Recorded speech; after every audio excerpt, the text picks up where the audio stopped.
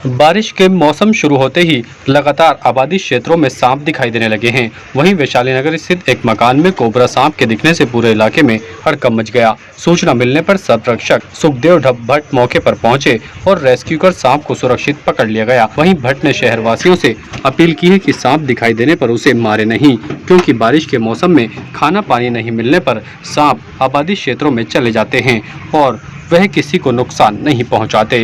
उन्होंने कहा कि सांप दुनिया में रहना बहुत ज़रूरी है, क्योंकि सांप हमारे दवाइयों के लिए काफ़ी उपयोगी साबित होते हैं। सांप के जहर से कई महत्वपूर्ण दवाइयां भी बनाई जाती हैं और सांप को किसी भी तरह का कोई नुकसान नहीं पहुंचाना चाहिए। उन्होंने कहा कि अगर किसी क्षेत्र में सांप दिखाई देता है तो उनकी टीम से संपर्क किया जाए, ताकि वह रेस्क्यू कर उसे सुरक्षित जंगल में छोड़ दें। सांप निकलने का सबसे बड़ा कारण यही है कि उन्हें खाना पानी नहीं मिल पाता और वह भूख प्यास की तलाश में निकल जाते हैं।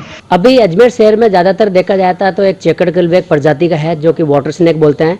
ये बारिश के दौर में इनके नालों में जो पानी का उफान होता है, इस पानी का उफान के चक्कर में ये बाहर आ जाते हैं और अपने तापमान को बनाए रखने के लिए आबादी क्षेत्र में या किसी दीवार पर आके बैठ जाते हैं। हालांकि इनमें किसी प्रकार का जहर नहीं है, लेकिन इसके साथ साथ में क्योंकि हमारे यहाँ पर दो बड़ी धरोहर जिले हैं, फाईसागर और नलसागर, इन दो धरोहर जिलों के कारण यहाँ पर सभी प्रकार के करीब नाग पाए जाते हैं, जिसमें सर्वाधिक कोबरा सांप पाया जाता है। राजस्थान में सर्वाधिक जहरीला सांप कॉमन क्रेत है और एक सिंध क्रेत है। ये दोनों सर्वाधिक, इनमें जहर की मात्रा कम होती है लेकिन इनकी तीव्रता बहुत ज्यादा होती है। देखो, अगर आप एक्सपर्ट हैं तो आप उसको सुरक्षित पकड़ लीजिए। अगर आप एक्सपर्ट नहीं है तो आप किसी भी स्नेक कैचर को या कोई भी एक्सपर्ट है उसको बुलाना चाहिए और उसको सुरक्षित स्थान पर छुड़वाना चाहिए। अभी हाल ही में अभी कुछ ही देर पहले देखा था आपने, वैशाली नगर में आबादी क्षेत्र में एक कोबरा सांप आ गया था, जिसको इंडियन ब्लैक कोबरा बोलते हैं। न्यूरोटॉक्सिस जहर पाया जाता है उसके अंदर। उसको मैंने अभी कुछ ही देर पहले रेस्क्यू किया था।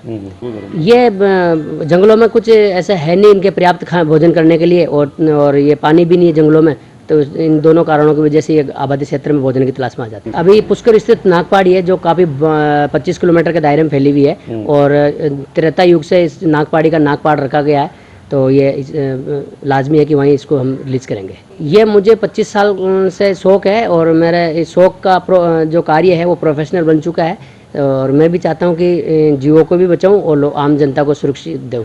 मैं उनको यही कहना चाहूँगा कि अगर धरती पर नाग देवता नहीं रहे, यानी कि हिंदुओं में नाग देवता बोलते हैं और वैसे सर्प बोलते हैं, सर्प अगर धरती पे नहीं रहेंगे तो हमारा सबका जीना हराम हो जाएगा।